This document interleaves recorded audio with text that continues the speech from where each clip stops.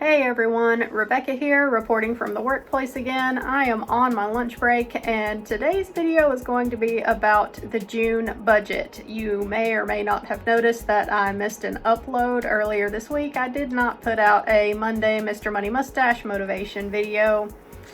Truth is, I was just kind of struggling a little bit with depression this last weekend, and I just could not force myself to make a video when I really just wasn't feeling it. I bring that up to say that there's going to be some changes in my June budget.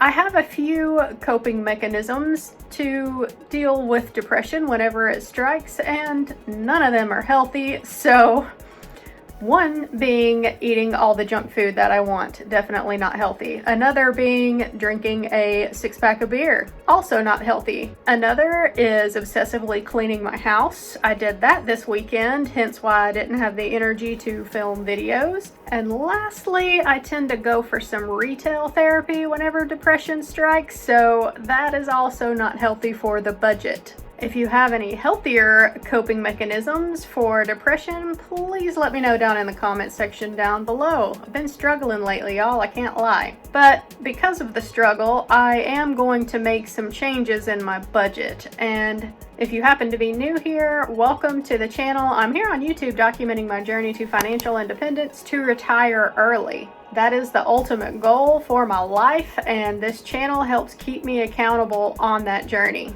And in order to maintain that accountability, I show y'all what I plan to bring in every month and how I plan to spend it. So with that, let's take a look at the June budget plan. All right, here it is. I use Google Sheets for my budgets every month, and when I'm planning out the budget, I focus on this column C, the budgeted column. This is the plan for June.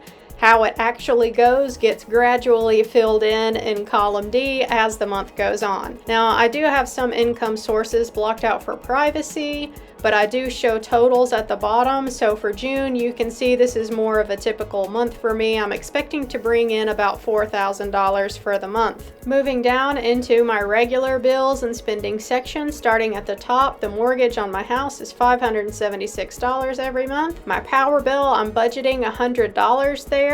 Water bill, budgeting $40 there. Oh, my internet, I do need to change this. I forgot that since I am now with Starlink, my internet bill every month should be $99. I expect there'll probably be some taxes and stuff associated with that. I'll update the total whenever I actually get it in. After that, gas for my car, I'm budgeting $100 there. Anything, household, groceries, anything for my dog I buy at the store, any alcohol, any personal care items, all of that goes in my groceries and household budget, budgeting $350 there. After that, lawn care, I have almost 5 acres of land at my house, and I do pay a guy to come and mow for me. I'm planning on using him twice. He charges $100 every time he comes out. After that, car insurance. That is a semi-annual payment for me, and it should be $290.02. And lastly,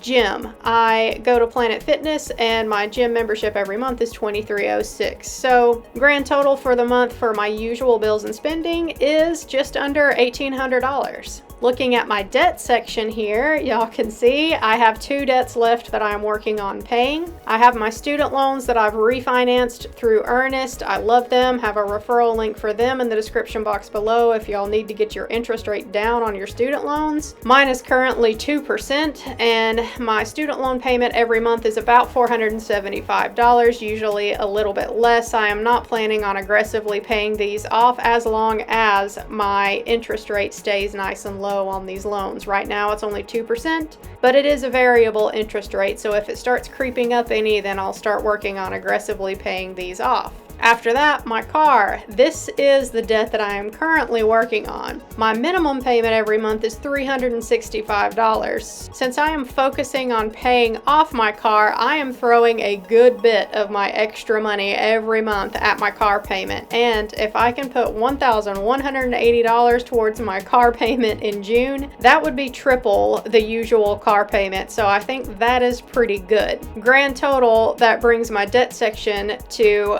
$1,000. $2,655 for the month. Last section of the budget is my favorite. This is my investing and fire tracking section, but it is looking a little bare this month because I am working on paying off my car. I'm not particularly focused on investing right now, especially since I got my Roth IRA for 2021 fully funded already. So nothing extra right now going towards my taxable account with M1 or Fidelity, and nothing going to the Roth IRA because it is already funded. So that just leaves my work retirement account, my 403B, and I'm expecting my contributions to be about $350 for the month. My employer match should be about $200. Grand total, that's only $550 for the month for investing. It's better than nothing, and it does bother me that it's so small. I am used to investing a lot more than this every month, but I guess I can just use that as extra motivation to get my car paid off faster so I can get back to investing. But if you've been with me for a while, then you may be wondering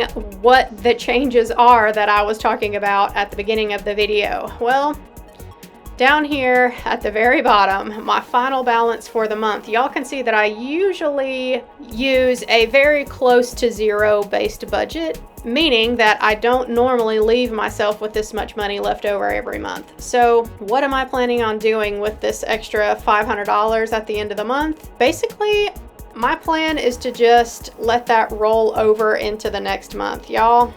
If and when the world opens back up, I am going to travel again.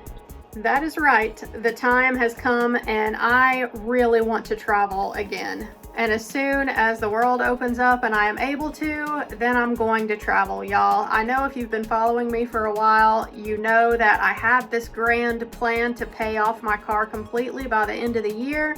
But one big determining factor in order for me to be able to do that was to not have any large unexpected expenses come up, right?